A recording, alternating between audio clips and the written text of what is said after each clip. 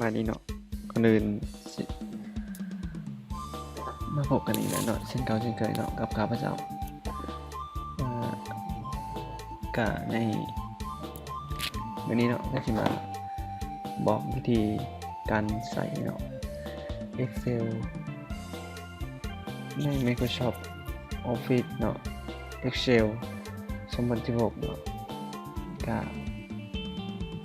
มาบอกกันแบบเล็กๆน้อยๆเนาะมาแบ่งปันกับ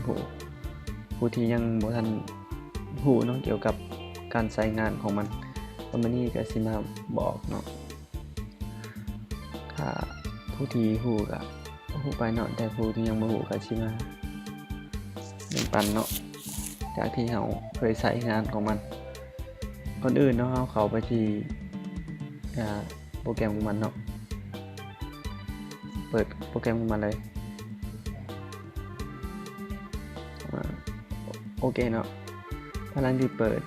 หน้าโปรแกรมมามันก็จะมีลักษณะหน้าตาลักษณะนี้เนาะหน้าตาโปรแกรมเนาะตัวนี้ก็เป็นบทรายงานเก่าเนาะที่เราเคยเห็นมาเนาะโปรแกรมตัวนี้เนาะตัวนี้เป็นหน้าโฮมเนาะหน้าโฮมก็คือหน้าทั้งหมดนี่เนาะหน้าทั้งหมดหน้าโปรแกรมตัวนี้ทั้งหมดนี่โดยหน้าโฮมเนาะตัวต่อมาก็คือนิวเนาะนิวก็คือหน้าที่เราจะสามารถ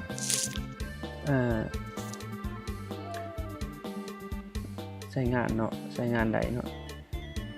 ตัวนี้หน้าตมิดนี่เนาะเป็นหน้าไว้เก่าเป็นฐานเนาะที่ค่า default ของ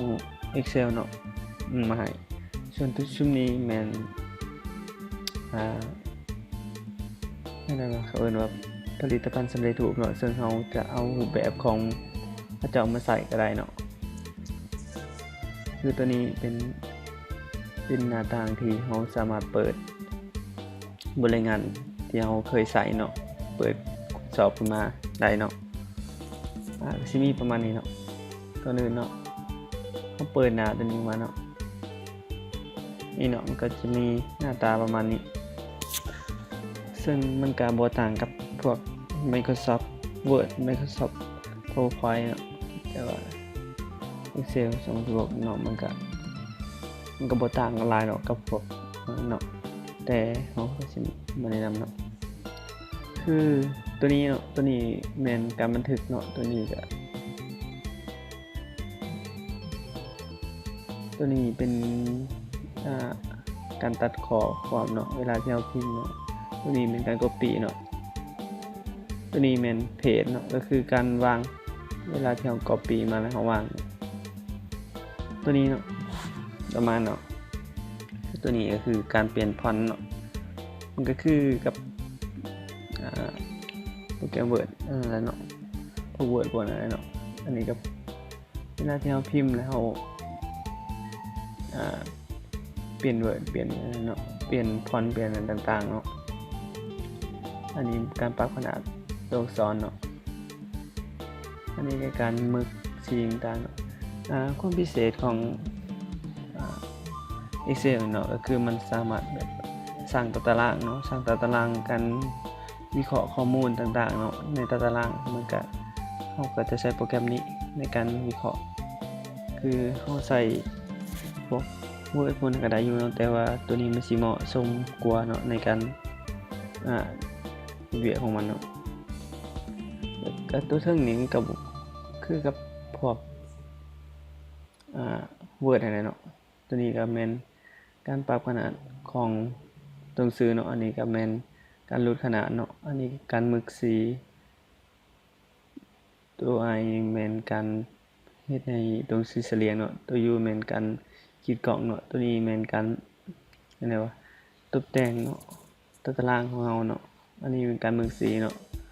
อันนี้ก็การเปลี่ยนสีตัวหนังสือเนาะตัวนี้แม่นการวางตัวหนังสือไว้แต่ละระดับเนาะจะมีผลต่างๆกันตัวนี้เป็นการปรับขนาดอักษรเนาะ ให้มันอยู่ระดับใดเนาะอยู่ทางหน้าอยู่ทางหลังอยู่ทางกลางเนาะตัวนี้ก็เป็นการขยายยับซ้ายยับขวาเนาะตัวนี้ก็คือการตกแต่งกันตารางที่เราเฮ็ดนี่เนาะเดี๋ยวสิอธิบายชื่อนี้แหละว่าเนาะคือตัวนี้บ่ได้ค่อยใช้มันเนาะคือตัวนี้คือการแทรกตารางเข้าไปเนาะในการพิมพ์รายงานของเราเนาะก็แทรกข้อความเข้าไปเนาะสมัยไหนเนาะพวกinsert นี่เนาะแทรกตารางเนาะแล้วก็ delete ตารางออกก็ได้เนาะเวลาที่เราเพิ่มแล้วลบถอนอันเนาะสมัยใดเนาะซึ่งโปรแกรมนี้มันก็สามารถคิดไล่เลขต่างๆเนาะได้อย่างสมบูรณ์เนาะการคิดไล่ผลลบผลหารหรือว่าค่า CV ค่า AD ก็ได้เนาะตัวนี้ตัวที่2เนาะมาบอกตัวที่2ก็คือ insert เนาะ insert ในการใช้งานของเราก็มีมาหลายเนาะที่เราดีไซน์มาตัวนี้ก็เป็นกล่องเนาะกล่องที่เรานำใส่ตัวนี้ตารางเนาะและจุดดีของโปรแกรมตัวนี้มันก็คือเราสามารถเฮ็ดกราฟเนาะเฮ็ดกราฟต่างๆเวลาที่เราคิดรายค่าเฉลี่ยเนาะค่าเฉลี่ยค่าผลรวมต่างๆแล้วอยากวางเป็นกราฟเนาะก็สามารถให้ได้เนาะเข้ามาพวกนี้เนาะเพราะว่าโปรแกรมนี้มันจะสามารถสอบหาค่า DCV ได้เนาะเราจะแต่งเป็นกราฟได้เนาะตัวนี้มันจะง่ายกว่าพวก Word PowerPoint เนาะแล้วก็มาตัวที่3เนาะตัวที่3ก็Page Layout เนาะก็ตัวนี้ก็บ่ได้ค่อยใช้มันได้เพราะว่าส่วนหลายเราท้าตกแต่งบทเนาะส่วนหลายเราสิเฮ็ดใช้ Word ใส่นั้นจนอยู่ใน Excel เฮามีเพียงแต่มาคิดไล่ค่าเฉลี่ยค่าอันนั้นต่างๆแล้วก็ก๊อปไปอยู่ Word คือเก่าเนาะซึ่งนี้ก็บ่ได้ค่อยใช้ได้เนาะ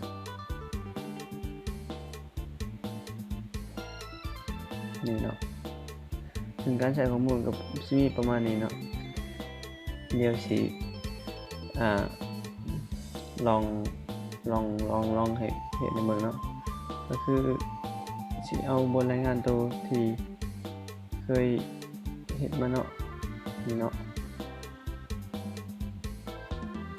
มันก็สิเป็นลักษณะประมาณนี้เนาะคือตัวนี้เนาะคือการเทสของเราเนาะเทสเปรียบเทียบเนาะปริมาณ